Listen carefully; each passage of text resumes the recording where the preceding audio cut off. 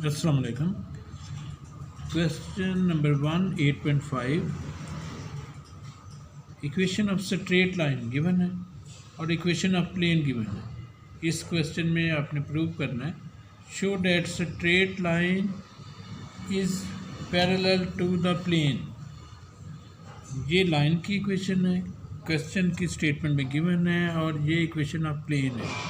देखिए इसकी फिगर इस तरह से हो सकती है, ये प्लेन ये लाइन। अब ये प्लेन और ये लाइन इस तरह से पैरेलल है, जैसे रेलवे लाइंस होती है ना पैरेलल, इस तरह से मतलब कोई टू लाइंस पैरेलल होती हैं। तो अब ये प्लेन और ये लाइन ये आपस में पैरेलल है, तो इस आपने प्रूव करना है कि ये प्लेन लाइन के पैरेलल है। किस तरह प्रूव कर सकते हैं? प्लेन का जो नॉर्मल है वो हमेशा परपेंडिकुलर टू प्लेन होता है। ये इसका नॉर्मल हो जाएगा, प्लेन का normal of plane is perpendicular to plane होता है।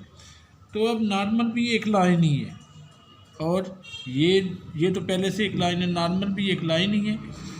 अब ये जो प्लेन है इस लाइन के पैरेलल कब होगी? जब ये दोनों नॉर्मल और लाइन आपस में परपेंडिकुलर होंगे। नॉर्मल और मतलब ये दोनों लाइंस आपस में परपेंडिकुलर होंगे। टू लाइंस परपेंडिकुलर कब होती हैं? जब उनके डायरेक्शन रेशियोज़ का मल्टीपल जो है उसका सम इक्वल टू 0 हो जाए। बिल्कुल आसान तरीके से मैं आपको बता रहा हूँ, आपको इंशाल्लाह ताला अच्छी तरह समझ आएगी। 8.5 इक्वेशन ऑफ स्ट्रेट लाइन, ये क्वेश्चन में गिवन है वो आपने लिख ली। डायरेक्शन रेशियोज़ ऑफ लाइन, ये सिमेट्रिक फॉर्म में लाइन की इक्वेशन गिवन है। डायरेक्शन रेशियोज़ कौन से होते हैं? ये जो नंबर है 2 - 7 3, तो ये आपने इस तरह से ब्रैकेट में ये लिख लेने हैं 2 - 7 3। उसके बाद है इक्वेशन ऑफ प्लेन, ये भी क्वेश्चन की स्टेटमेंट में गिवन है। अब direction ratios of normal to plane वो कौन से होते हैं? प्लेन में एक्स वाई जी के जो कोएफिशिएंट होते हैं, जैसे एक्स का कोएफिशिएंट कौन सा है? इसमें 4 है, 4 कॉमा लगाएं। वाई का कौन सा है? 2 और जी का कौन सा है? 2। ये नॉर्मल के डायरेक्शन रेशियोज़ होती हैं।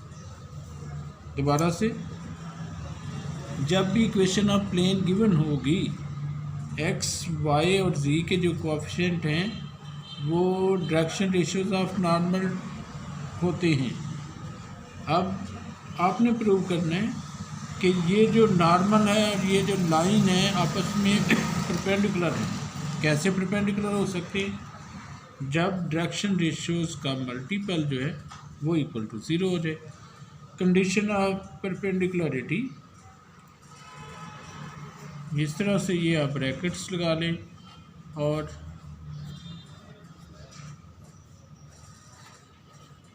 ये मतलब इसमें आप डायरेक्शन रेशियोज़ ऑफ लाइन लिखेंगे। डायरेक्शन रेशियोज़ ऑफ लाइन 2, इधर -7, इधर 3। पहली ब्रैकेट में आपने डायरेक्शन रेशियोज़ ऑफ लाइन लिख लिए, दूसरी ब्रैकेट में डायरेक्शन रेशियोज़ ऑफ प्लेन लिख ली। ये जो है नॉर्मल के 4 2 एंड 2। कंडीशन ऑफ परपेंडिकुलरिटी क्या होती है? डायरेक्शन रेशियोज़ के मल्टीपल का सम अगर इक्वल टू 0 आ जाए तब जो टू लाइंस होंगी वो आपस में परपेंडिकुलर होंगी। तो ये हो जाएगा 8 - 14 + 6 और ये इक्वल टू 0 आ रहा है। इसका मतलब ये हुआ, दिस इम्प्लाइज दैट प्लेन और जो लाइन है वो आपस में पैरेलल हैं। This implies that plane